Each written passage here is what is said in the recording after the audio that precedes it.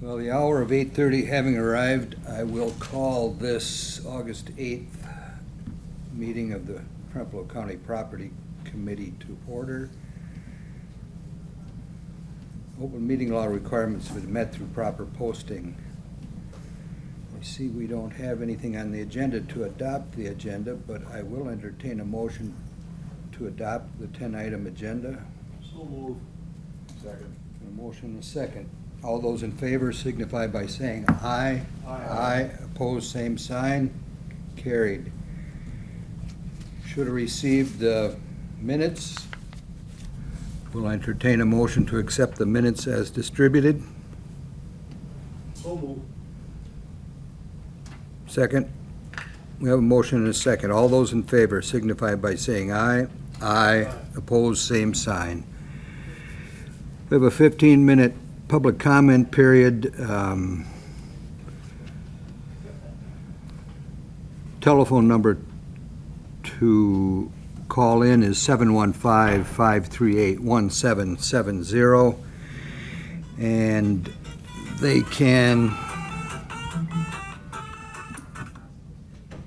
sorry about that, comment on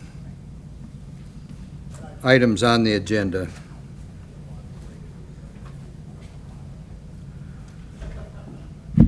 The telephone number again, 715-538-1770.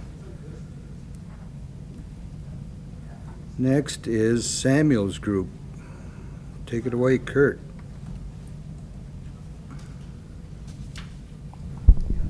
Morning, everyone. Good to see you today. I'm going to start with kind of a 3-week look ahead on schedule. So I'd shared with a couple of members before the meeting. City has been great to work with in regards to the whole process, and I continued last week. There was some discussion about the coordination of the paving of Hobson Street. They wanted a target to get that street paved this coming week from the east to the west, and we were able to work out with the city, them pausing the portion of paving from the west side of our campus all the way to Main Street. We've got some precast deliveries. They're going to be taking place over the next 2 weeks. So you're going to see a lot of precast trucks and deliveries coming in. So they're going to pave, from my understanding, west of the site to the west. And then after we're done with the precast, they'll come back in and pave. So it's been a great working relationship with the city. I'd like to thank them for that. And you don't always get that on projects, and it's been great to work with the city of Whitehall. And so that's kind of what you're going to see. Masonry will continue to go in place. Precast will be going in all of the areas, wrapping up some stuff in Area D, going into B and C. We're targeting to start having a roof installed sometime in September, weather permitting. Our goal is to have things, buttoned up before snowballs start hitting us in the backside. But the goal is to start seeing roof portions go on in September. So we have been dealing with some manpower issues. We've had some contractors that are short on manpower. Schools right now are a push for contractors to get them ready for occupancy. So they've been short on manpower. We've been having to set out some notices to make sure people stay on schedule. Our safety performance has still been good. There's been no claims. We have had to put some notices to people just to make sure that they comply with the safety standards. So don't want to bore you with all the details of that, but that stuff is going on daily to make sure that we keep the progress going smoothly and safely, and that we maintain the schedule. And it's been good progress. So any questions on what's happening out there? And I would invite any of you outside of the meeting, if you want to stop into the trailer there, Tad or Eric or Kurt can give you a tour at any time, and that way you can see what's going on. But definitely changing shape, that's for sure. Do you need any warning if you're interested in walking through? Nope. Just stop into the trailer. They're going to give you a hard hat and safety glasses to walk around. Just knock on the door there, let them know who you are, and they know that we've opened an invitation there. So, and you can. It would probably be pretty good for you to walk through there and see all of what's going on, because there's a lot of infrastructure that's taking place. It looks like a bunch of block that's going in place, but there's a lot that's going on in there. So All right, if that's all on schedule, I have to look at the agenda to make sure that I stay in touch with that. Construction bulletins, so I gave you a copy of the change orders or the CBs that we talked about prior to contingency being approved. These ones you've already seen, we've already went over them. If you want me to go over them again, I can. One is related to the skylights. As you'll recall, there was a change in the size of the skylights from what was spec'd to what we were able to get. That is the one for PCO 55, and then 57 is the one for the changes on the detention hardware. So as you'll recall, we had that hardware meeting. We went through with the sheriff's staff, the transition team, kind of the balance of the entire group to make sure that we had control functions on the doors, coordinated with the contractor, and we did make some changes. When I say we, the entire team made some changes, and that's what came into play in regards to PCO 57 or the CB 28. So those are the two that we're looking for approval today. If you do want to look, there's one thing that I do want to touch on because there was a question related to that. On the back page of either one of them, there's a construction manager line there. What that construction manager line is, our fee for managing change orders is 1.9%. And I had heard that there was a comment that change orders are something that profit us as a group.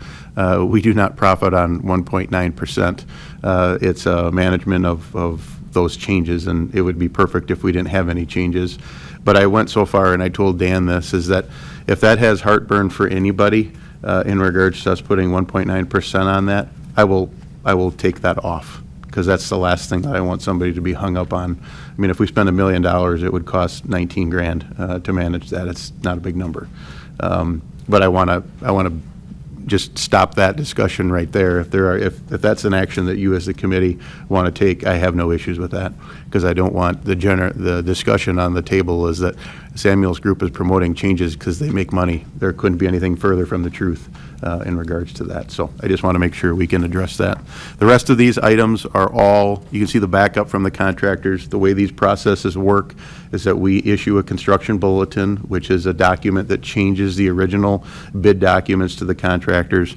Contractors have to provide a price to us. Our team then goes through and qualifies to make sure that the prices are appropriate, if they're aligned with the scope, if they're fair, and if they're not, we will then go back to them and have them make adjustments. If they are fair, then we bring them to you, and you'll have us give you a direction to say these construction bulletins are needed to comply with the design elements or code, or it's one of those things that you could or you could take or leave. Both of these construction bulletins are ones that you would need, so we would look for approval for these ones today. Any questions on that process or how that takes place? Any comments about Kurt's offer to suspend the 1.9% on the change orders? I just have to say, I would imagine, I did not see the contract the county has with Samuel's group, but my assumption is that language is in the contract that was signed by both parties. I appreciate the offer, but I know there's a part of me that says, take it. But we did I guess, go Dan, into this. I don't want you to feel as though it's put you in a tough spot. I'm telling you that because we work for you as the owner, and I want to make that message very, very clear through this process, is that we're directing and guiding, and it's not in here for these decisions to be made for a profitable element. We don't make these changes or propose these changes to line a pocket. That's not the case. So. While I certainly want to honor the contract, I also don't know how this project's going to end up financially in this tumultuous economic times. Would there be such a thing as suspending that temporarily to see how this whole thing turns out? I'm fine with that. Whatever you decide. I've offered to remove it if that's what you care, and I'm doing it because I've heard that there's been rumblings that we're promoting changes. There couldn't be anything further from the truth, and I think the only way that I can prove that to you is just say, there is no markup on them. Well, and I gotta say then, maybe against my better thought on abiding by the contract, but by the same token, if we can save some money by taking you up on your offer, I gotta recommend that we do so. My comment is now it's public. Pardon me? Now that it's public, I think we almost have to take him up on the offer. Yeah. Done. Take Okay. action on it. Let's move on. It's not a big deal. Yeah, I think if you just said, look, we're gonna not do that on this one, for good reason, we would accept that. I'm not saying just this one. We won't mark up any of the change orders moving forward. Well, I think we should be aware of that piece of it, but how many change orders do you expect over the next, Well, I can tell you that I have another CB that's out there right now. We haven't finalized the pricing. It's probably going to be another 40 to 50 grand. Like we said, we want to keep these as little as possible, but they're going to be coming. I just didn't want the viewpoint is that we're out here making money on it. So the only way that I can stop that rumbling is just to say, take it off. And I'd prefer we do that because we're here to work for you. So. And I think to do things properly, I'll entertain a motion to accept the offer from Samuel's Group. And to keep with their contract after this, right? I think we gotta stay with what the contract says. Yeah, this does not negate the contract in any way. Just the 1.9% on change orders. Full house today. Nick, are you? How are you? Good. I'll make a motion to accept Kurt's offer. second? Addie, Kurt has offered to suspend the 1.9% fee on change orders from here on in. And there's a motion and a second to accept that offer. Pretty good of him. I think that's fair. There's no other discussion. All those in favor signify by saying aye. Aye. Opposed, same sign. Carried. Now we need a motion to accept the 55 and 57 contract bulletins presented by Samuel's Group. Before we do that, can we formalize then for the record the total of all of this? Yeah, they would end up being adjusted by whatever that number is, so on each one of them, the line item is there. That 489 is on one of them, and the other one is the 1203. So both of them would be removed. Maybe the way that you take the action is that it would be approved, removing the construction manager line items. That'd be the cleanest way, so that I don't screw up math here in short order. No, I'm sorry, I get that. The total of the change orders, the cost. Oh, Not- the total? Yeah, So the first one, PCO 55, is the 26,249 minus the 289. 20, I don't, So the, 26,249? Yep, 26,249.44. And then we would be removing the 489.44 on that one. so the total would be 25,760. Yeah, I'll let you do the math, but yeah. it's I'm not something doing close. math, it's listed. Printed out. It's a line item. Gotcha, okay, gotcha. Yep, Okay, and then 57, is there a total on that one somewhere? 64,541. Sorry, 64? 64,541.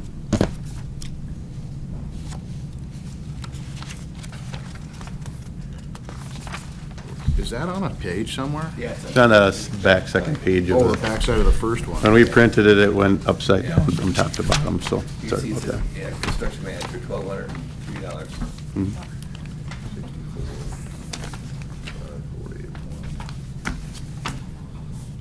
Minus the 1203.43? Correct.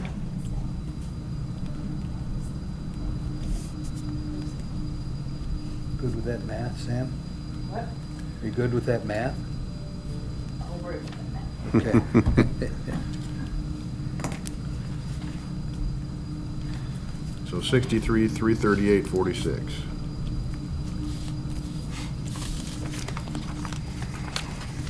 So what is the following hand, face footings? It's just doors, correct? That's on the door one?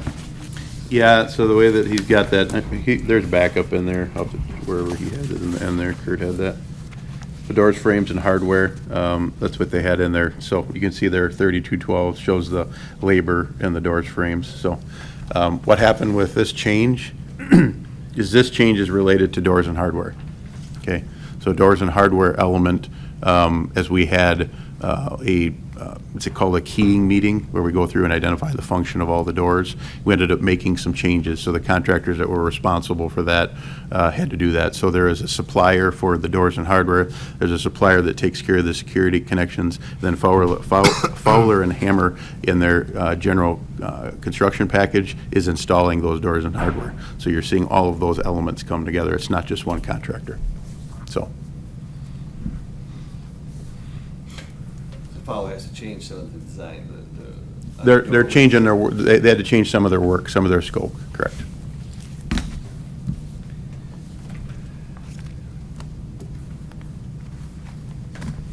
When does this get invoiced then?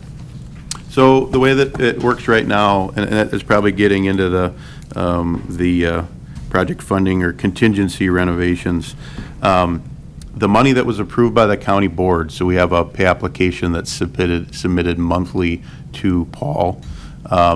You will see a contingency line item that will be now added to that for what was approved by the county board. As you take action and you approve these contingency funds, that then will be allocated to that line item. So you'll see that line item will be reduced, and it will then be billed for this next month. So since you approved it, then you'll see the billing come through the prior, or the following month after it's approved. So there will be a line item for those contingency funds that's in the budget. I will, moving forward now, because this is the first time that you've used these funds, I will bring you a contingency log. The contingency log will be what we started with as a balance, and then you'll see that these changes will start to reduce that contingency value. So the contingency value will remain as your dollars, and it'll only be allocated each month when you approve something. There may be a month where you don't approve anything, and there won't be anything taken out of the contingency funds. So. Need a motion? We still need a motion, Yes, we do. so move. Second. Hearing no further discussion, all those in favor signify by saying aye. Aye. Opposed, same sign. Carried. Project funding, Kurt? So I guess I'm reading between the lines on what this is. I'm assuming that this is related to funding towards the renovation portion of the project, and if it's not, I'm going to wrap it all up into that. So when we left the board meeting last month, we talked about that there potentially is not enough money in ARPA to do all of what we had originally proposed with the renovation. Also said that we only had a very preliminary design for that renovation, that we've had a change in department heads. There may be a change of heart of what originally was proposed by departments. So what I would recommend is that we get all of the departments in one room, and we look at the original design, and we get feedback from those departments as to what they don't like about the design. And I feel that one or two or all of you members need to participate in that, because what's going to happen is there's going to be people who have requests. They're going to be requesting a location or real estate. So what you're going to run into when we get into this design is there's going to be people who are vying for certain locations in that renovation space that's close to a door.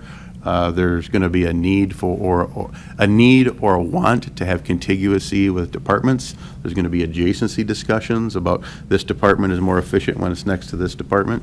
And quite frankly, when we get everybody in the room, not everybody's going to agree. And somebody has to be the decision maker and say, this is the best option for the solutions, okay? And it's balancing not only the efficiency and the design that's there, but it's also identifying the budget. And when we look at the budget that's tied into that, we'll be able to identify if you're going to prioritize, how you're going to prioritize those. So that's an element that needs to take place. It doesn't need to take place tomorrow, but we do need to have this in place so that if we want to have construction documents ready to go by next fall, so that it can start right after we move people out of the existing courthouse into the new Justice Center, then that work can begin. I think what's kind of been driving the fact of getting to this scope or this number has been the ARPA allocation of what's assigned to that, or is there additional borrowing to be able to accomplish that work, and what's the limitations that are there? So I believe that's the process that needs to take place. Now, I did talk to Tim briefly. I know that he has had some conversations with some of the department heads. Tim was part of that process, and I think making sure that we have all of the department heads at a meeting to kick it off is important, and then we can meet with them individually and finalize their design. But one of the flaws that I think the first time that we met is we didn't get everybody in the same room at the same time. We had several departments at one time or another, but it wasn't all at the same time. So I know that with all of you being in the meeting, it's going to have to be a public meeting. I get that. But that's a process that I think needs to take place, because it's my understanding there's been some anxiety, there's some stress from departments about it, and quite frankly, we shouldn't make this stressful. It should be identifying what is the best solution for the county long-term. So, That's wishful thinking, but, you know, the no stress process part, but I agree with you. I don't know if that's going to happen. Yeah, I mean, part of what they get paid for is some of that stress level, just like we all do. So, question on that. It was my understanding that, you know, this is going to be a 50-year building, right? So the plan was put into place to request what the departments needed for 50 years. right. That's a long time. I mean, most of us won't be here in 50 years. Right. I don't know if anybody will be here in 50 years. So I don't really care about 50 years from now. I care about the next year, the next year after that, 5 years maybe from now. That's what we should be asking the department heads to be planning for. What do you need in 5 years, not 50? And let's start there. If there's additional discussion that maybe what we need for 10 years from now, maybe we entertain it, but we got to be planning for 5 years, no more. And I think that's the word that has to go out at that initial meeting with the department heads, so that the communication is clear. I happen to agree with you that 50-year plan is utopia that we can't lay on the taxpayer. So let's get a meeting scheduled. I agree with what you've said. The only way that I would tweak it a little bit is that the vision of 50 years, or let's back it up to even 30 years, right, is the space that's needed for that in 30 years. You may not need tomorrow, but it's identifying so that in 2 years we're not redoing something that we've just spent money on. And the reason that I caution that is I've been a part of projects where we've done something because we only allocated so much funds, and then it looks like we didn't have a long-range plan and then we're reworking things. So I agree with what you're saying. Let's do what we need to today to be able to align with budget, but it should be a step that wouldn't have to be redone as we would get to the long-range plan. Do you know what I mean? We can identify which ones of those they might Yes. be along the way, but to me, 5 years is a long-range plan. Yep, okay, Okay, yep, so. yep. So I'm not opposed to having a meeting with department heads and, you know, determine, you know, what that agenda would need to be. Have each department head give have a portion of that agenda and hear them out, absolutely. And at that meeting, could you have also, I think we talked about the last board meeting, kind of a plan of exactly how, when you start moving these people around. Yep, phasing. And where are Absolutely. you going to go with those people Yep. that you disrupt, and how long do you plan? I mean, so this way they have a good idea what's coming down the road, you know. I think that would help the departments have a little calm too. Dan, I think Deb's got a question. I see her hand. And I want to remind her that this is not a format for complaints. We understand some of your issues. We did plan for the future. You did ask us to do that in the Yeah. preliminary process. So I know this is a new committee, and I just wanted you all to know that a lot of that work has been done. I didn't plan, I don't think any of us thought 50 years down the road. So I just want to be clear on what the preliminary included. So we aren't, I don't think we have to throw the whole thing out. I think it's a place to start, so. I just wanted this committee to know a lot of that work has been done by department heads and by the Samuels group already. Thank you. And I just want to go through the Yeah, next. just explain to me, I think we need to find out where they're gonna go, because financially, we won't know that Well, until the project's almost well, done, let's if talk we can do about- anything financially, right? Well, let's talk about financially, because I think there's been some questions about the numbers, right? And again, I'm not coming to you saying that we're our company is doing it. I'm not giving you a bid or a number, I'm giving you a budget. And the budget is based off of scope, and we price what that would be in that current market, right? And once we got to this floor plan, we would then get those prices from contractors to say, if you did this today, what would this cost be? It's not a bid, but it would establish a budget, right? And then we would want to put a contingency to that if we're going to delay it a year before we would start to work, right? So you're right, there's markets that may trend. But to your point, we need to finalize what that scope is, and there's been change. We have a completely new board, right? We've got a lot of departments that have changed. The vision on what that renovation may look substantially different than what we currently have in its design. And to your point, you wouldn't have a hard number on that until we finalize construction documents and bid it out, which is probably a year from now. That would be a likely timely duration for that to take place. But are you suggesting you can give us a reasonable estimate based on meeting and making decisions, this committee making the decisions? Can you give us a reasonable Yes. figure prior to reaching out to contractors? Yes. Yes. Well, the way the process works, Dick, is that the contractors that we work with, we'll get a floor plan and we actually send it to them. It's not that they charge or it's not a bid. We just say, what would your number be? And those are really good numbers because they're saying, here's what the market looks like. They'll look at what the price is on mechanical, electrical, all those elements, right? We would give you that number. There's what it is today. And then we all collectively have to look at our crystal ball and say, a year from now, are we going to be in a recession and our price is going to go down? Are the prices going to go up? And what is that number that we're going to carry as a contingency or a placeholder to protect that market fluctuation? That's where we're at. But we would need to get to a floor plan that everybody agrees on. Everybody may not be happy with it, but everybody would agree that this is our solution for a 5-year plan. But you're suggesting that we would be able to move through several of those plans Yes, if we need to, based on the dollar costs. yes.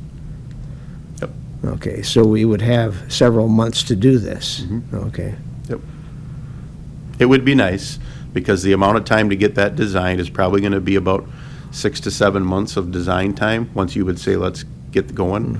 It'd be nice to be by the first of the year or the end of 2022, so that at the beginning of 2023, if you decide you're going to do that renovation at what level, we could then release the design team and say, get your design going, so we could bid this thing out in July or August of next year for it to start after we occupy the Justice Center. That's big picture time frame of what we would have. So I think we have until the end of this calendar year to hone in on what does the scope of that renovation look like. So with what I'm hearing today, I translate that to mean we got to get started on this and come up with information for Samuel's group on where people are going to go and what their needs are going to be for this 1 to 5 year plan. It's gonna take more than one meeting too, I think. Oh, yeah, we're gonna have You to know, get, we're gonna have to get in Let's and, start at the first meeting and go from there. Right, but we were talking about having a meeting, but I think it's a good start, I agree. Yep. And Good I start, think, but it's gonna take, I have a lot of faith in Kurt, but I don't agree 100% with what he's proposed so far this morning. But we can work on that.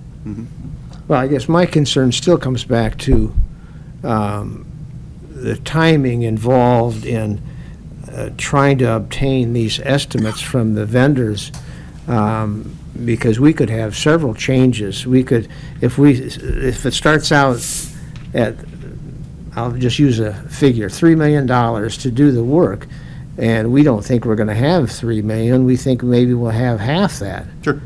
We're gonna have to go back and forth revisions, several times before we come up with something we can, Correct. that's palatable. Absolutely. Yeah, that's a good point, but I just want to make sure we're clear from the conversations we've had in the past.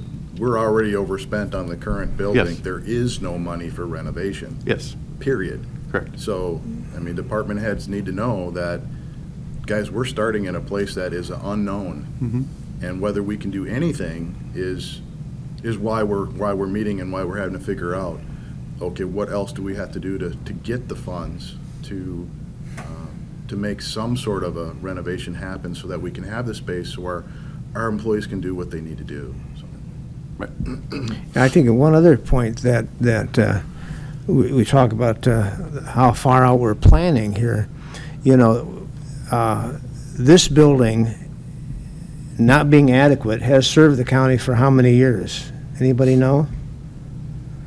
Well, the last major remodeling was in '95. And that was just a moving of walls and maybe adding a few more circuits. It was wasn't. referred to by some as the gold plating of the courthouse.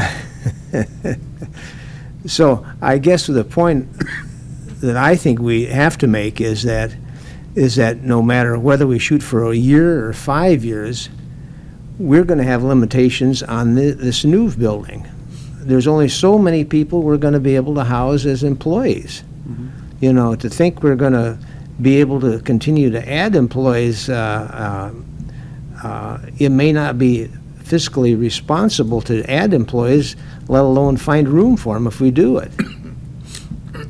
Can I just add something that's happening at other counties, and I don't know what the future of this looks like, is individuals who are working remote, and that's really been impacting space, Yeah. right? That there have been flex spaces, and I'm not saying that that's a solution for all of the departments. It's not. But the counties that I'm working with, they're seriously considering spaces that remote people can work remotely so that they free up some space. And that might be something that is discussed here in regards to county policy. And what does that look like? So it's something to entertain. And it may not be a solution for every department, but there are some departments where it works. And it may address some of your comments. And I think, you know, we know, you know, the last few years, I think this county has learned, I haven't because I haven't been here, but this county has learned areas that remote work can occur in various departments. This space we have here is extremely valuable space. So I think, you know, we can't be the 50 years out. Who came up with that? That's just, that's hard to imagine, you know, and I think coming from Iowa, I've seen where certain departments that consumed large amounts of space due to state funding have all been eliminated. And so that space isn't needed anymore, you know what I'm saying? That changes occur, you know. Just like we have discussion about the jails over the years, what happens if we have change in laws requiring that that we house prisoners for that they would not necessarily go into the state system? We'd have to keep them here. Suddenly we have a demand for 50 more beds, for example. We just don't know these things. So it's hard to plan for them, David, is it? I guess you do what you have to do and when the time comes. So, Dan, I don't know if that's what that item was. Sorry to side I'm rail pretty you, but sure it is. I wanted to make sure that we were able to address that because I think it was tied back to project funding. Do we have enough money? What does the borrowing look like for additional work? Those sorts of things. And I would recommend that we get those meetings started soon so we can start that discussion. So, And moving on to item D, as chair of this committee, I'd like to see another meeting 2 weeks from today, because You said earlier, we've got time, and I don't think that's necessarily the case. If you want some direction by the end of this year, this committee and the department heads in this county need to move on it now. So is Monday, the 22nd, okay with people on the committee? Are you proposing that that 22nd is when you would have this meeting, and the only agenda item would be talking to department heads? It would be nice, yep. If we can get that put together in 2 weeks. Mr. Chair, I'd like to suggest too is maybe sending a letter out to all the department heads to have a meeting with their staff and see exactly what they might need, what size they need, what they need, what works better for them, what doesn't work for them. So this way we'll have some kind of a general idea. Right, the letter should Yeah. Well, give it some should- direction on it the should also information we include- need to be brought to the meeting. It should also include their ideas of what was originally proposed and their ideas of what could be proposed moving forward. What they could live with, yeah. Yeah. And I think that would be a good starting spot, because, as Deb has said, there was a fair amount of effort put into that original design, and I think it would be good to start with the floor plan and explain to you the logic behind that, right? And we know we can't afford it, right? So the next step would be, what can we live without? That would be, if I'm short-circuiting this, that's what we're talking about. And you may get to a point where they say, we can't live without this or this, and I walk away and you go, hey, Kurt, if we cut this and this and this, what's the cost look like on that? Give us that, give us some preliminary numbers on that. And to Dick's point, we may come back and the numbers still aren't palatable. And that exercise may go back and forth a couple of times. But I don't mind starting from scratch again, but I don't know that it's necessary. I do know that we've got some new department heads, so that we'll be starting for scratch for some of them. And we need to have their input, because they're new, they got a different vision for their department. So it's going to be a hybrid of those that have already thought long and hard about this, been part of it. There's going to be those that are new to the game. I think it could be effective. I have the morning of the 22nd available. I would need to leave here by 11, so if we could be done by then. I think we need to start it at 8. Yep. For those of us who may not be able to make that, we'll still be able to come in remotely? That's my hope is we're able Okay. to get it set up. Better date? Well, I'm looking at, sooner wouldn't work, 18th, Thursday, or now it's Thursday, I'm not Thursday. What did that do to you, Dick, earlier? The 18th, that's a Thursday before the Monday. 18th would be better for me. And maybe that's too soon for the rest of you? I can't do the 18th. You can't, Nope. okay, then forget it. Were there any other dates in that? I doubt if I can make the 22nd, so make sure we got or we don't have to have a quorum, or yes, we will. Yeah. It's gonna be a regular meeting. I can make the 22nd, so. Can you, Audie? Yeah. I'll see what happens there, but I'll let you know. Yeah. We'd have a quorum. Well, I can make it remotely, I'm sure, if I can't make it in. Well, let's go with the 22nd then. What time are you suggesting? 8. 8? 8 o'clock? Yep. It might be a situation where I'll come for the first hour and 45 minutes. Maybe it'll be a good meeting, it won't even be that long. Yeah, what he said. So we'll need to make sure that the department heads have all this information, so I don't know who would be responsible for that, but,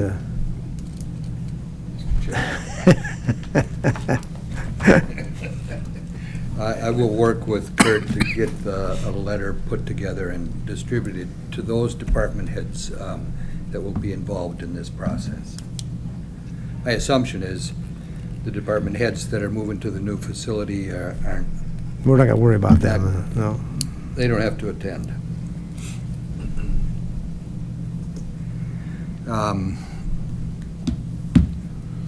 5E, contingency renovation funds. So that's, we kind of talked about all of those elements. So the way the contingency will work that was approved by the board for the Justice Center will be a line item on the pay application. You will have a contingency log every time you meet. When you approve funds, it'll be taken off of that log. Those remaining funds that are there are yours to spend however you want when you're done. If that wanted to go into the renovation, it's your decision to make. If it's something that it's going to be allocated to other ARPA funds. But as of right now, I think as Dave has noted, there are no funds assigned for the renovation. It's a matter of how are you going to get to those funds, and I think we don't know that until we figure out what does the number look like. Yeah. And that's what this next meeting would start the process for us. Anything else for us, Kurt? That's all I have, unless you guys have any questions for me. Just a suggestion for consideration. You're going to report to us how the contingency fund that we're working on now, the Yep. balances and so forth.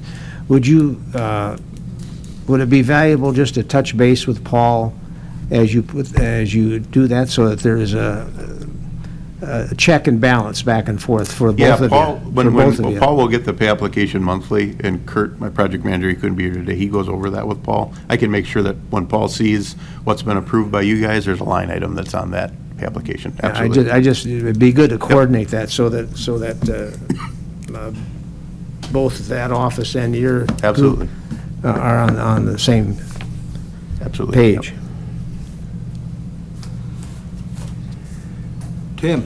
I have a question for Kurt. Do you have an ETA on a response to the change request for the AV Tech in the new building? I was hoping to have it this month. Kurt thinks we're going to have it in 2 weeks, so I would have it for next month's property meeting. Okay. That's all I had for you. What Tim's referencing is they made some reductions, so we're hoping to see some savings on construction bulletins that's out there, so. Any other questions? No. I did want to mention that it wasn't 50 years, it was 30, because nobody dreams that this building was going to last 50 years. But they said, what are you going to need for the next 30 years? And then we were given security parameters. There's no outside doors that are going to be leveraged in the old building, although they broke that rule to make the exit to Quick Trip, so rules can be changed. And then priorities that were demonstrated to us. The top priority was making departments that needed access to citizens closest to the connection to the new building, so that citizens didn't have to move too far into the old building to get to where they needed to. And then the next priority that was listed for us when we were told to discuss was contiguousness, that we wanted to make sure that we were keeping people together that needed to be together. So you probably need to think about those priorities from your standpoint, so you can let the department heads know this is what we're going to be basing our decision on. So if you wouldn't mind including that in your correspondence with the department heads. Right. But in past discussions, I think it's agreed that the past priorities have been superseded by the financial priority that has put us into this spot. All the priorities are all well and good if we can afford them. Right. So on my report, the first item for you to know about, we are still not able to select a vendor for our new data center solution. We're trying to do our due diligence, and we keep running into one problem or another with either one of the two options. They both meet the requirements monetarily. They come in under cost. They're both quality solutions, but we're trying to figure out which meets our requirements. We have a set of parameters we make our decisions based on. Security being number one, maintainability being number two. Well, both meet that requirement, and it's really close. So hopefully this week we'll finalize that decision. We thought we had it figured out, and then we hit a snag. So I believe there's going to be enough money left over that I can restore the original parameters to the network refresh, and perhaps even acquire network switching for the old space as well as the new space going forward, so that I wouldn't have to be putting that up against FF&E budgets in the future. We've assembled a phone committee that's going to report to you next month. with a recommendation for moving forward with a new phone solution. I think for budgeting purposes, it's safe to say that we have demonstrated that we can move forward with a new phone system, and it's going to be revenue neutral for the most part. We've looked at 4 different solutions, 3 as a group. There's 2 more that are going to be presented to us in the coming weeks, and I'm basically going to instruct department heads for their 2023 phone budget number for every line you've got coming into your department, just figure $15 per month per line for your 2023 budget, and that should meet the requirements going forward.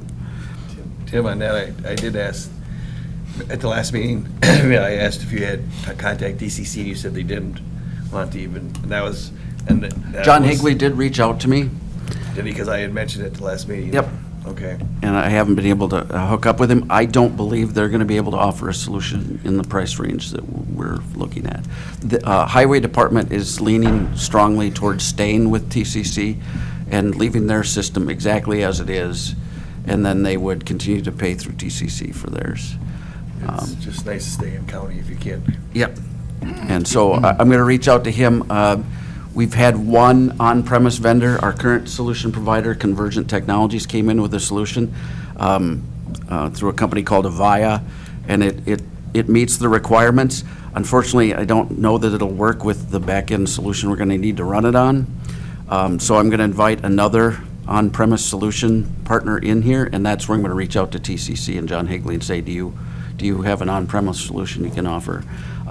We already have another consultant that is putting together a proposal and will be presenting to our committee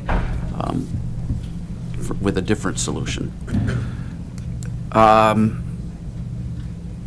Yeah, the interesting thing we've uncovered there is basically we're in 2 different solutions modes. One would be an on-premise solution, which would actually provide less reliability for uptime because you're dependent on being able to have that one connection into the county work all the time. But your call quality is going to be better and your long-term costs are going to be a lot less.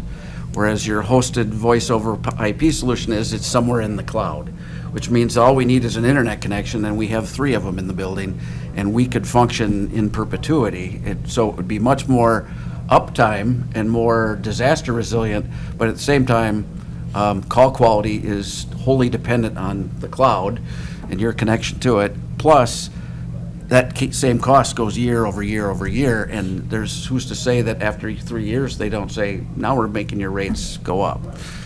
So it kind of, the balance is leaning towards an on-premise solution from a cost perspective over a 10-year layout.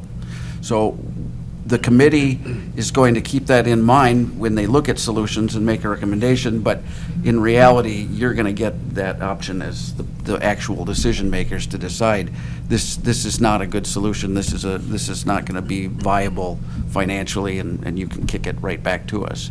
None of the solutions are going to present a problem for going live with it in first quarter 2023, as far as I can see. I will be meeting with the departments on an individual basis during August to go over the justification for each one of their lines, their fax lines, their cell phones, all that kind of stuff, and we'll have more numbers. But we've already eliminated 11 cellular connections, smartphones and hotspots without really too much digging. So I just need another 35 to 40 of those to be gone, and then that funds this whole thing, and then some. Start shutting them off until you find out people complaining about it, then you'll know which ones you can shut off. Well, there's a lot of desire in IT to do that, but then we get unpopular in a big hurry. We just start shutting stuff off. But if it's sitting in a bucket in our office, yeah, we'll cancel that line. Point taken. Yeah. New positions. This is for the whole board, but you can tell your friends on the rest of the board. Please keep in mind when new positions are approved, I have to base my budget year over year on existing positions when I make the budget in August and September of the prior year. So any new position requiring equipment, that's $1,500 per position that has to be funded in addition to hiring the person. plus whatever software might be required for them. So, like when the new attorney was added, that's money that I don't have. So fortunately, Corp Counsel was able to figure out a way to cover the costs of bringing that on board. But when you're adding new positions in the jail or you're adding positions anywhere, please keep in mind that you have to consider the fact that you're going to have to come up with some money for IT. Just putting it out there for Can I just future. make a comment on that? Actually, Dick, you're allowed to comment anytime you like. I want to follow up on that and support that. I think one of the things that over the past years I've tried to tell people is that there are no free positions. You know, grant money is wonderful, but that is not free money, and I think this is what you're supporting. We just want you to be aware of that. No, but yeah. But, yeah, I know. I'm what not you- telling you how to govern. I'm No, just- no, I think that you bring up something that's really crucial. And that not only does that go to the issue of your support, but it also space. We have to provide space. So there are a lot of additional expenses. And I just think it's important to emphasize that. So as we make our decisions, we've got to bear that in mind. And that's what you're saying. Yep. And I hope, Dick, that everybody's under the impression about the new jail, it's going to be efficient, so we won't have to hire anybody new. It won't take any more employees. I think I heard that at one of the meetings. So Hang on we to sh- that. we shouldn't have to worry about this. Do you have that in writing? No, I'm sorry. But I remember hearing that, so, Yes, we do, actually. Okay. yeah. So we have to hold them to their word. I don't think any, no, I'm not going to go there. I'm going to let them defend themselves. Budget for next year. I'm still working on the 2023 budget. I'll be prepared to present when everybody else does in September. But I did want to give this committee a heads up that levy dollars, the desire to reduce levy dollars is not, you're going to have to find someone other than IT. I'm looking at a 25% increase on my professional services cost. What was that 306 percentage again, please? 25%. 25%. We had $316,623 budgeted for 2022. As of right now, I still have some crunching of numbers to do on the Office 365. We're just shy of $395,000 for 2023. The largest chunk of that is an Office 365 issue. I've been warning about this coming for 2 years now. Outlook, the version of Outlook was purchased back in 2013. It will no longer be supported, and we won't be able to run Outlook with Office 365 with the setup that we currently have. Requires us to update our G3 licensing, which increases the cost by somewhere between $25,000 and $30,000 for the organization on a year-over-year basis. The alternative is to go out and spend $120,000 and buy Microsoft Office Suite upgraded and roll it out to all the desks. But Microsoft is fighting tooth and nail to prevent you from doing it. They're making it very difficult. They don't want to sell you one-time software. Nobody does. I've looked at alternatives. If we went with G Suite and brought them in, we could probably save $5,000 or $6,000 a year over our current Office 365 once we go to this solution. But you'd have to retrain all the staff, and I'm not sure that cost savings would actually be realized before I would be murdered by several people who don't want to use G Suite. Tim, do you think it's safe to say that in the future, we can look at a shorter lifespan of similar software? I think you said 2013 is when we got Office 365. No, 2013 is when we bought the Office Suite, when Microsoft's primary product line was selling you Microsoft Word, Excel, PowerPoint as one suite. You know, it cost you $210, but then you could use it in perpetuity. Same with Esri in land records and all the softwares. Adobe Pro, becomes essential for government work, but it's subscription-based now. They don't want to sell you a perpetual license. That number just keeps going up. The cost of Adobe Pro license is approaching $500 to get a perpetual license. I guess my point is, what we need to get used to is shorter periods of time before the cost goes up for the county. There is no shortage. Yeah, no, it's- Everybody wants to charge you year over year. What It's- happens is they have the new software solutions is Microsoft writes Outlook, and if you're on a subscription, you get all the upgrades, all the updates automatically all the time. What Tim's referring to is when Microsoft says, we need some more money, your subscription just went up by $5 and you've got no choice because there's no fallback. So you're kind of beholden to Microsoft holding their subscription rates. It's a prime example of where I want to sit down with an economics professor and tell me what consumers were demanding subscription-based software.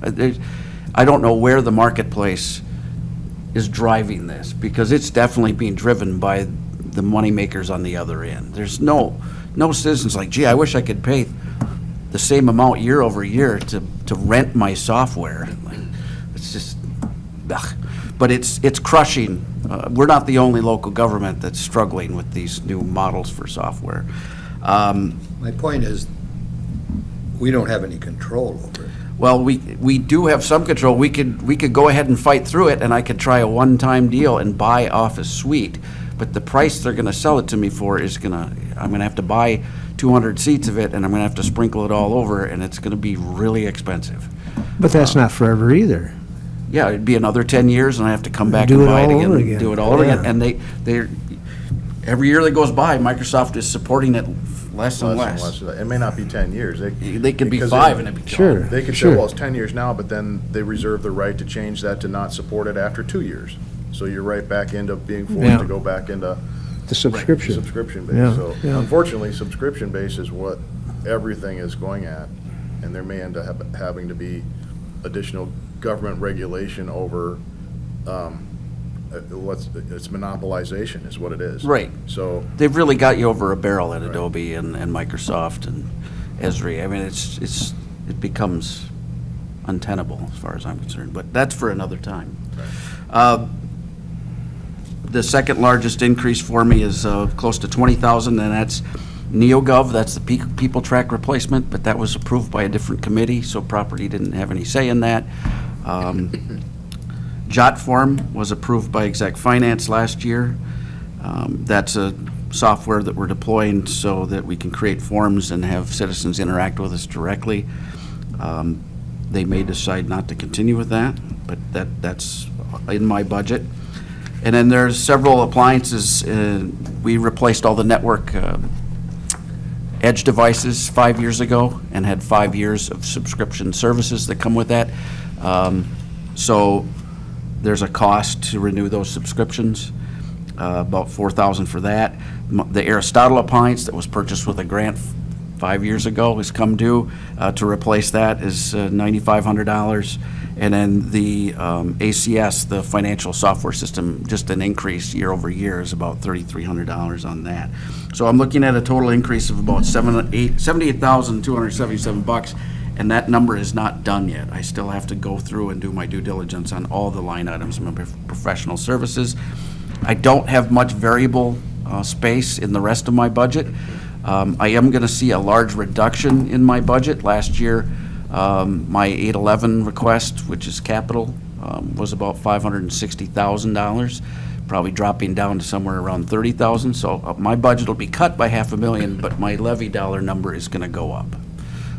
So I just wanted to give this committee a heads up on that, so you're aware of it.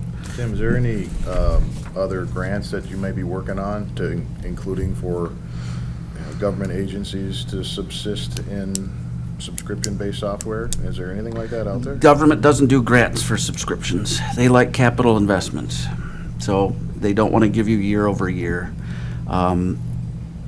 The grants that are out there that we're pretty sure we're going to be able to obtain are primarily through the Justice Department and through the Sheriff's Office here, where we're going to be getting next-gen 911 equipment, which will help us purchase equipment for the new dispatch center, to be able to upgrade their Vesta phone system to a next-gen 911 compatible solution. So there's grants for that, and then there's grants for training for that. Possibly some grants for the radio stuff on the sheriff's side, but I'm not seeing a lot out there. There's a ton of broadband money out there, but that doesn't apply to my department. No, there's not a lot of grant opportunities for subscription-based, helping us bridge that gap year over year. Question regarding I think you handle the budget for all of the equipment that goes into the various offices. That's in your budget, As far as hardware? hardware. Yes, sir. There's no billing back to those departments is there any way they can, at this point in time, bill that back to their source of income, their revenue sources? Nobody's proposed going to chargebacks here. I have explored it as a possibility. One of the things that I've been informed, I believe it's child support, they would be able to bill the state for IT services, but only if we're charging back every department and not just them. And I don't know, I think Human Services, there's a possibility that if we did chargebacks with them, they might be able to go to another agency, but I imagine it would be the same rule, that unless we're doing chargebacks for everyone, then but that's a large bureaucracy involving me coming up with a calculation for how much every network switch and every server applies to each individual users. I have to be able to defend those numbers and then say the cost of each user that is connecting to the network with a computer and what have you is X.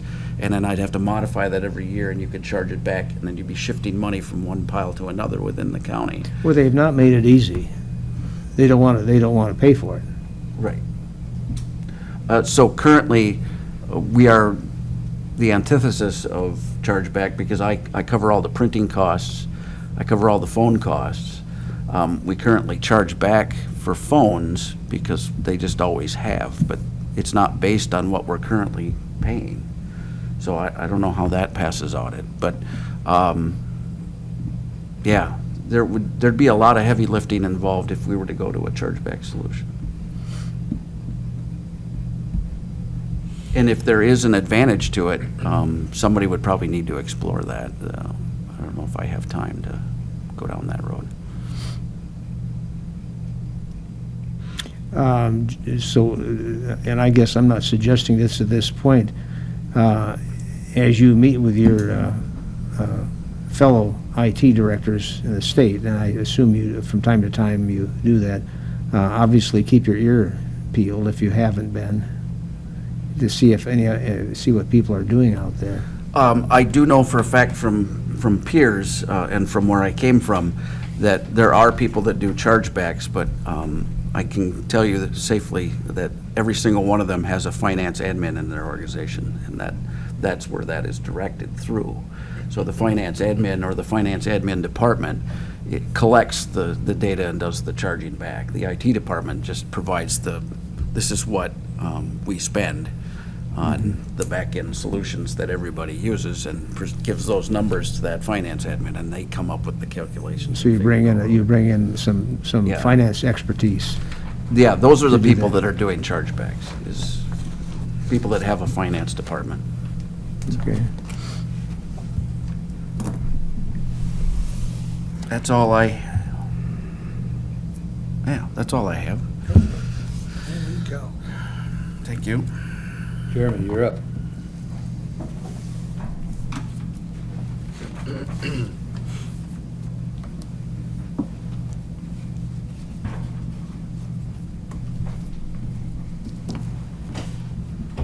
I like to stand far enough away so you can't throw stuff at me when I tell you how much money I need. Yeah. We all need money. All right, so this month, we'll just go over the past few things that have happened this month. So I brought up last month, we started putting in some of the mini split systems into the radio towers throughout the county. I've got 4 of those installed, which has stopped the overheating alarms in those radio towers. Specifically, the one in Blair was what I understand was the one that was the worst. When I got there, it was like 96 degrees in that office, and it now sits at about 68 degrees. I have 2 more to do. I was just waiting for the products to arrive. I just need to go pick those up. And I've been able to, I had about $19,000 in that line item for mini splits, and I've spent 10, and then I'm just installing them myself, so that has saved quite a bit of money on that one. The impound shed, we've started getting the generator ready. We've got the pad put down.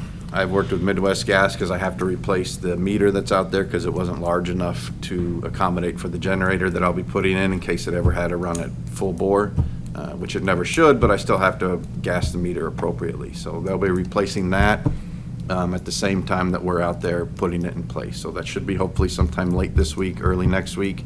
I'm just waiting to hear back from Barton Gale, who's going to be doing the gas line itself. But that should be done here shortly. We've had some issues over at ADRC with the main sewage line that runs out of that building. I plugged up at one point. Again, we don't own that building, so I have been working with the landlord, and surprisingly, they have been fairly responsive this time. So we did come out, we jetted it out once, then the landlord came out and he jetted it out again, but then I had Semington put a camera through the line, and we seen that the main sewage line had a hump and a collapse in it.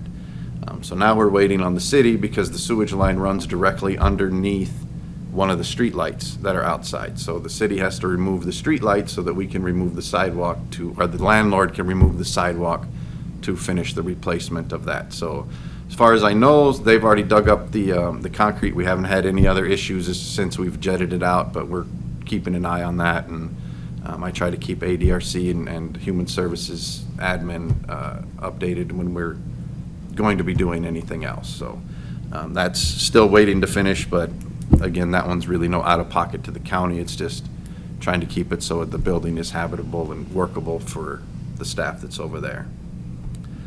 HVAC issues over the weekend, we had two opposite issues, which was very surprising. I had one unit die on the south side of the building, which made the sheriff's department hot. And then I had this portion of the building, I had the cold valve stuck open, which made this side of the building extremely cold over the weekend.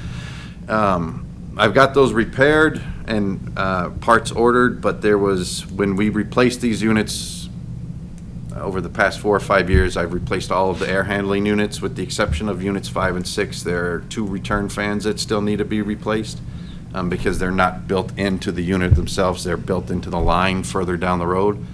So that's going to be one of the projects that I'll be putting through for budget for a request for next year, just to replace those 2 fans and the remaining frequency drive that's in the building, which is what modulates how fast that unit runs, because before you put those in, it's either all the way on or all the way off. With the frequency drives, I can run the unit at 10% or 90%, depending on what the unit calls for, which helps me modulate how much money I'm spending on those units. So I have that as a capital expense project for next year request. Also, so this will be, just giving you the heads up, but I'll be going to exec finance to request. I have 2 capital projects that are approved for this year that I'm going to ask to carry over for next year.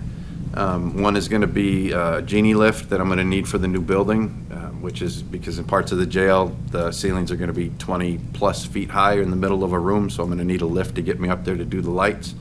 But I have nowhere to store it right now. If I were to purchase it now, I've lost all storage that I had, so I just need to carry those funds over until next year, until that building is done, so that I actually have somewhere to put it when it arrives.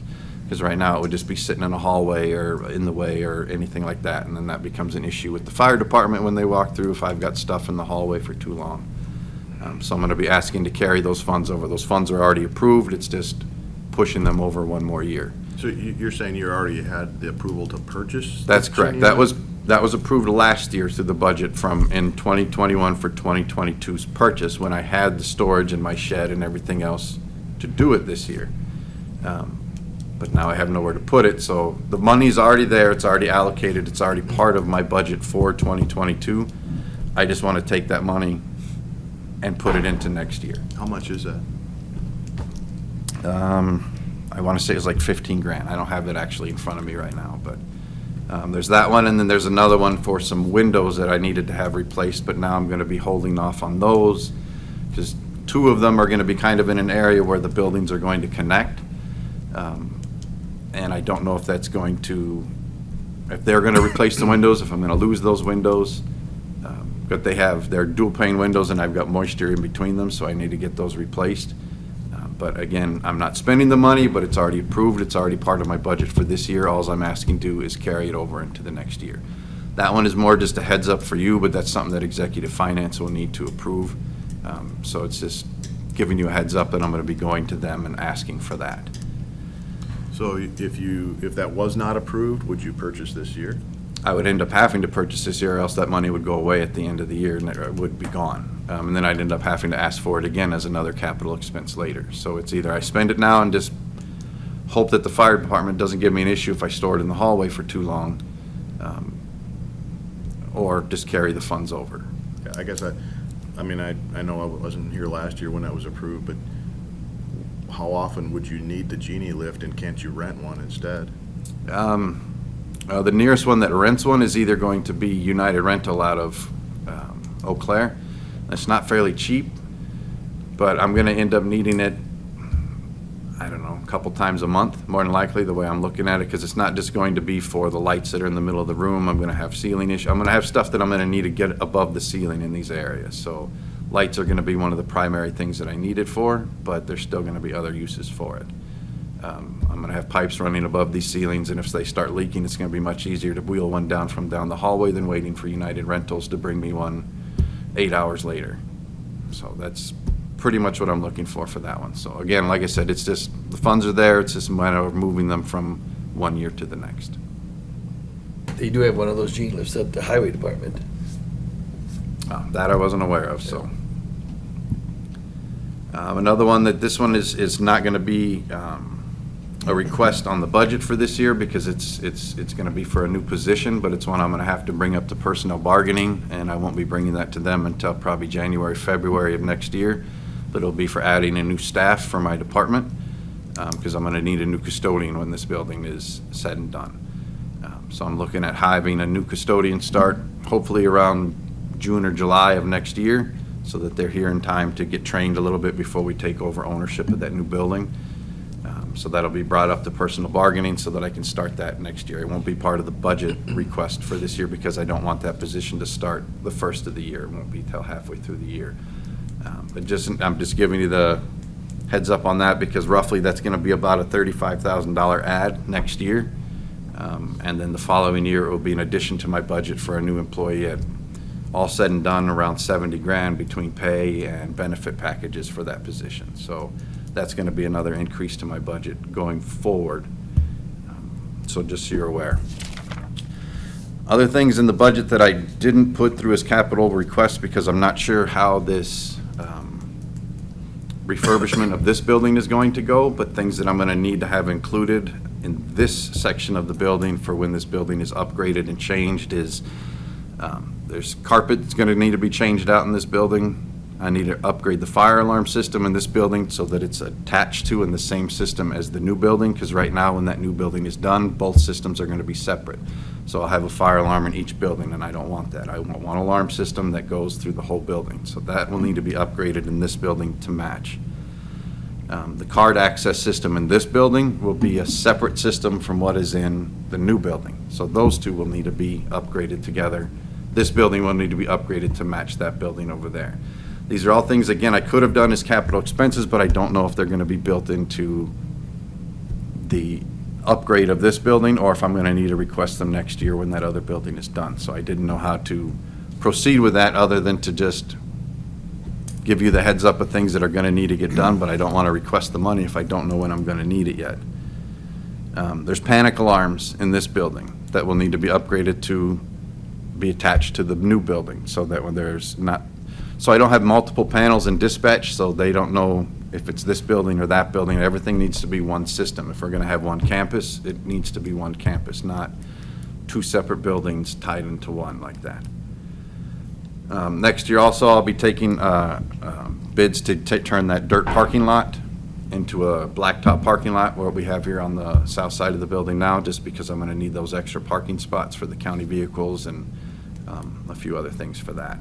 So those are a few things that are gonna need to be brought up next year's capital expense that I've just been making notes on. These are more just giving you guys heads up of things that I'm looking at, that as far as I know, they're not included in, I know they're not included in the new building project, and I need to make sure that they're included when we upgrade this existing building, or they're gonna have to be separate capital expenses and new expenses going forward.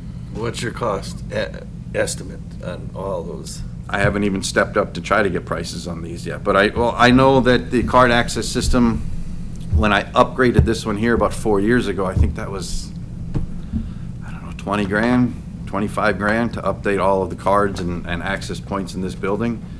But I can't give you an accurate number that I can stand behind right now until I start looking to see what I'm going to need to add. But I know nothing I ask for is cheap. But next year I'll give you a more accurate number. But like I said, since I haven't started getting prices on these are all going forward for things that I'm gonna need next year.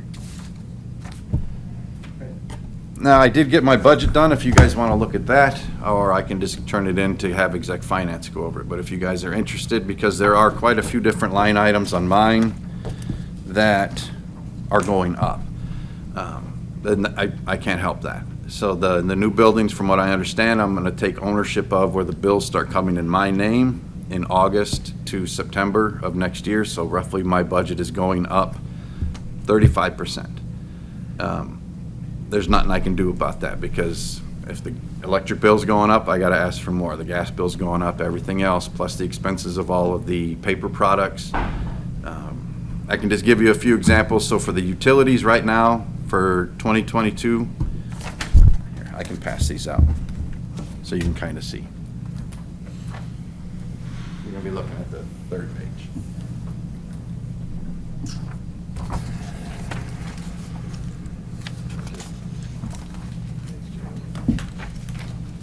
Thank you.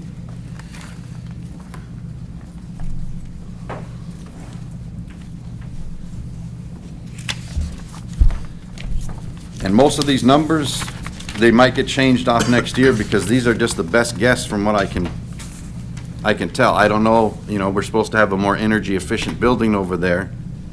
But if you look at line item 220, which is my utilities, that is my water and electricity. For this building right now, I budget $135,000 a year. Last year I spent $137,000. So I'm asking for 2023 for $182,250. It's a 35% increase on that bill, because it's about a third of the year. It may come in under, it may come in over. I have no idea to know what the price of electricity is going to do. It's more than likely going to go up. It does every year. But so that one went up. The gas bill I'm requesting from $45,000. You'll notice $45,000 is what's budgeted. In 2021, I only spent $31,000, but that's because when they changed the meter on the side of my building at the end of that year, the meter reader read the meter wrong for about 4 months. So I got, a couple $100 bills that were off. When I called and asked them what was going on, they came out and readjusted my bill, and then I got a $32,000 gas bill one month. So that's why my gas bill went down, or my gas payments went down in 2021, but you can see already through this year, I've already spent $36,000, and that was halfway through the year. So that's going to be a little over this year, but that was made aware to the property committee earlier this year. But you can see for 2022, I have budgeted $45,000. For 2023, I'm going to be asking for $60,750. Again, these are all just percentage increases based on what I'm looking at. Other utilities is my garbage, and so that one is going up as well, because I'm going to be ending up having another dumpster added to the other end of the building, one on the jail side, one on the current side. So I'm going to be not quite doubling, because I'm going to go two new dumpsters, but smaller in size than what I have now. So I'm going to be adding more, but the bill should only go up. It shouldn't double. It should just go up about that much. Snow removal, I didn't go up 35%, but I did go up from 9 to 10.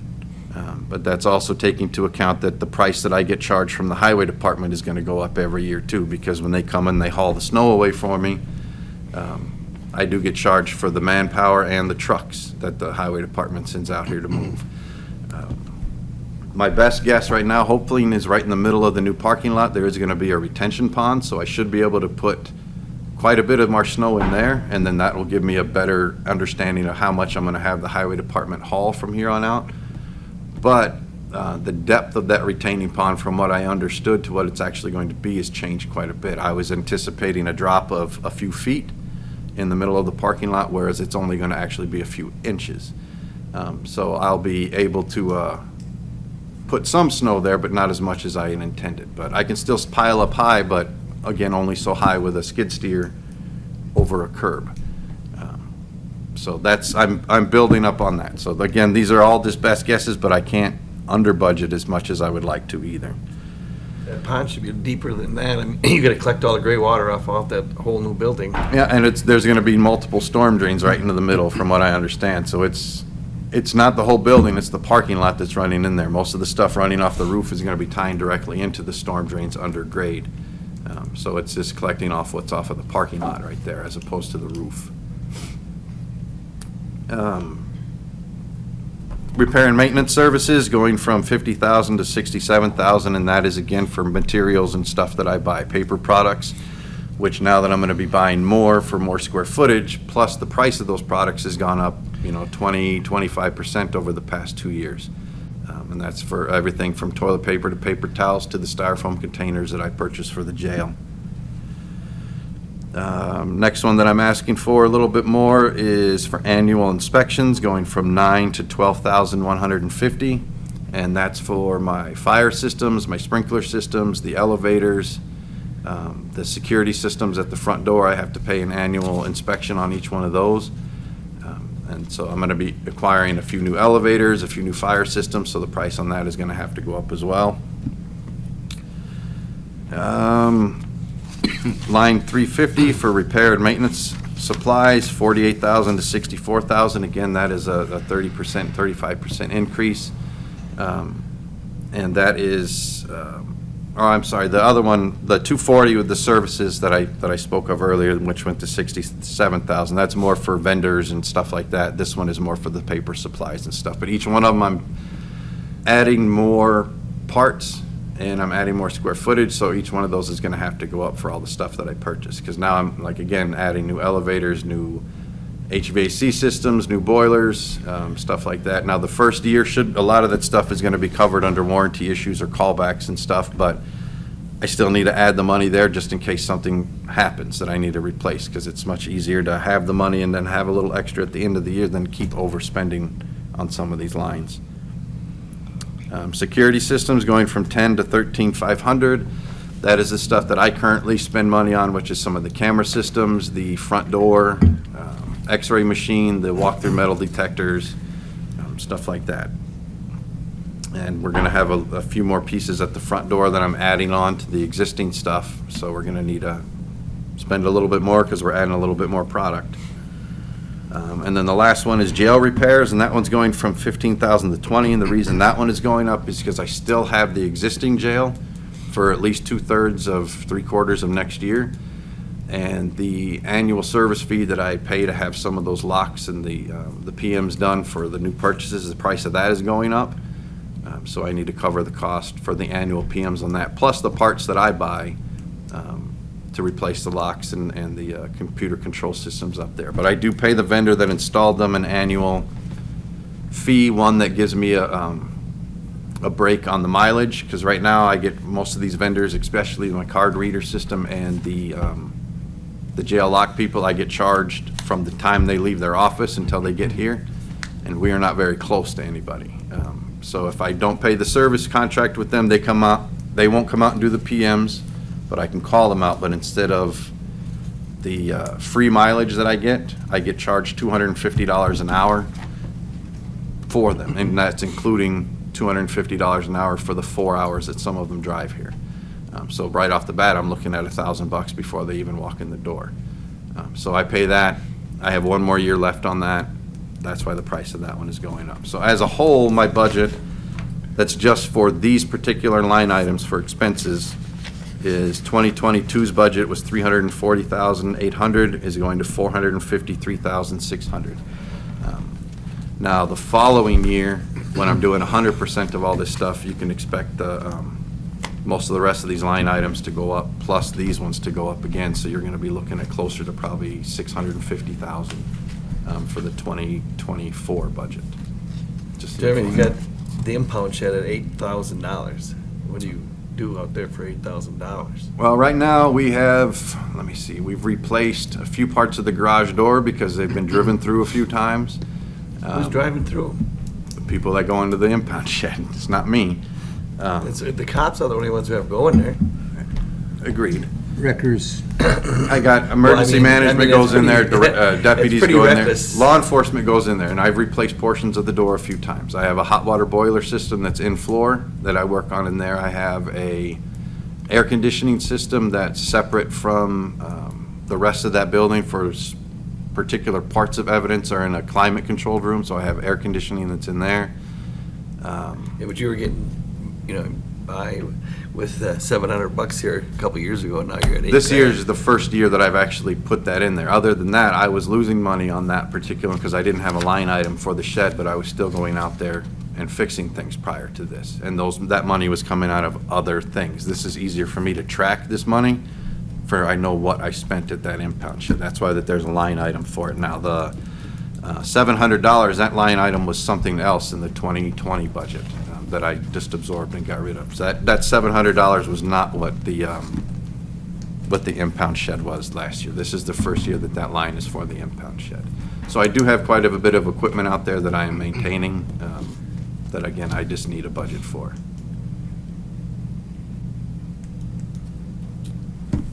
The other one that is on the front page that's going up is one that every department is going up, and that's the pay. And that's just the step increases for each one of my people that's built into HR. So I know what they're getting paid now, I know what they're gonna get paid next year if the step increases go through. Health insurance will get changed by the clerk's department or by HR later, because that changes. It's just based on what it is for right now. So that's the budget as a whole, as I'll be turning in, just so you guys are aware. I made property aware before that my budget was going up, which was pretty clear, because you're adding square footage, you're adding everything else, my budget's gonna have to go up, there's no choice in that. The capital expense projects I'm turning in, this year you guys are getting lucky, I've only brought 3, normally I bring about 20. But the 3 that I'm bringing right now are ones that they need to get done. First one is the one I mentioned earlier. It's changing and purchasing all of the paper and chemical dispensers, purchasing them for the new building, and then replacing the ones that are in this building so that they all match, because the paper towel, toilet paper, none of those dispensers are included in the new building. So I have to purchase those, and there's no sense in buying new ones over there that are a different product than the product that is going to be over here. That's a $20,000 request, because it's the paper, it's plus all of the chemical dispensers that I need for the dishwashers, for the laundry equipment, for the mop buckets, all the chemical dispensers, and then enough products to fill every one of those up. I kind of gave you a heads up that I was putting that one in. Can't really get that one denied, because I already had to order everything, because it's 12 to 14 month lead time on all this stuff. So if I didn't order it, I wouldn't have had it in time. So I'll be turning that one in. The other is the rekeying of this building. This building is, like I said, the new building is going to have 1 lock set. This building currently has 3 different lock sets. All of the social worker doors in human services are a completely different lock set than the rest of the building. Half of the basement on the other side is a completely different lock set from everything else too. Most of the doors on that side of the building, including here, have knobs which are not ADA compliant. So I need to upgrade every one of those knobs to levers, and then to have the lock set in this building match the other building, so that we're all only carrying, 1 set of keys.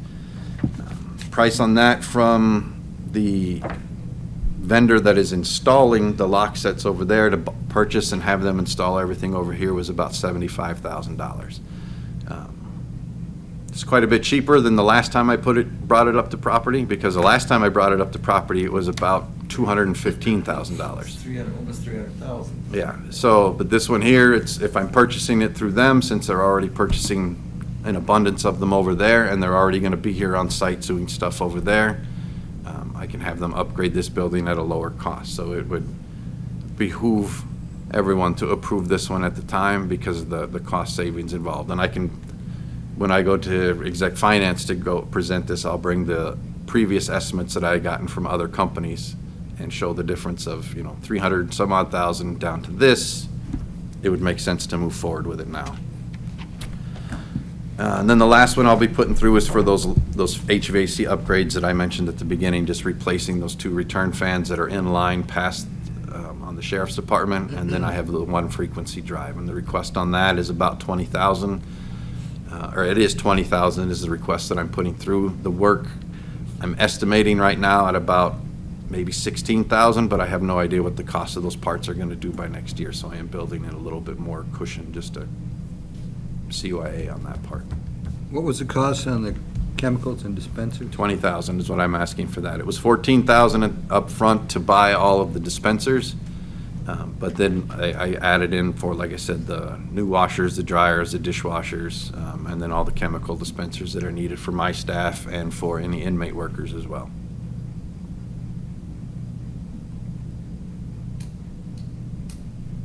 I'm not going to ask if there's any issues, but are there any questions? But don't they have washers and dryers in the new jail, correct? In the current jail right now, we have 1 washer, 2 dryers. And in the new jail, they have one. And in the new jail, we will be moving the 2 dryers that we have from this building into that building, and the 1 washer, and then purchasing another washer. I won't be purchasing, they'll be supplying another washer.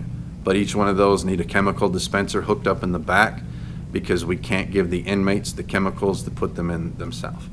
The same with the dishwasher that's going to be in the jail. It's going from, right now, we have a small under-counter sanitizer that can only hold maybe 5 to 8 food trays at a time, to a more streamlined one that you'd see in a school, the bigger open conveyor belt type ones that need a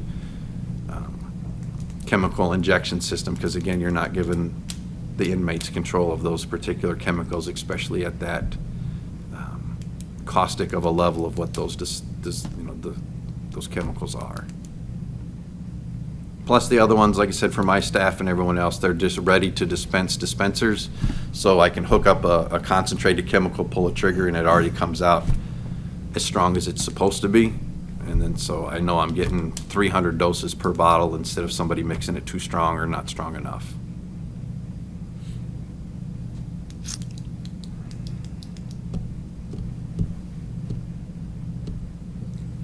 Anybody have any questions for Jeremy? And all the good news he's brought us. Thanks, Jeremy. Yeah. I'll take those budget sheets back from you too, unless you want to keep one for whatever reason. I can track one. Can I keep mine? I wrote all over it. I wrote all over it. That's fine, yeah, if you, keep it if you want.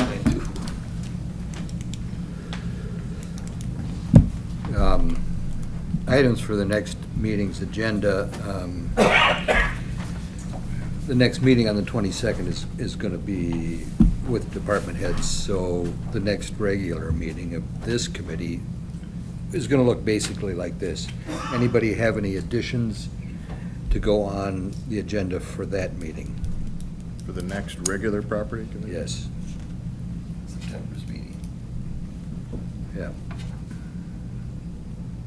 Not right now, but after that next meeting, we might have something. Yep. Right. And we'll have time to adjust that. Let's look at the regular meeting date in September. If we stick to the second Monday, that's the 12th.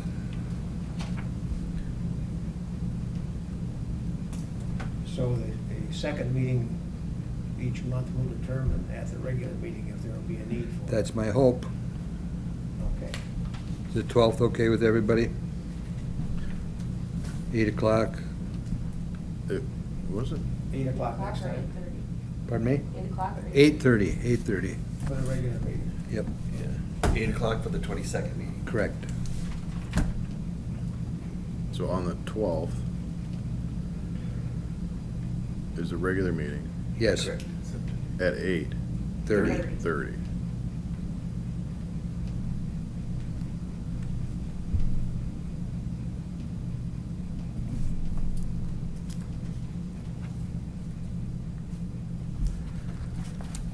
If there's nothing else,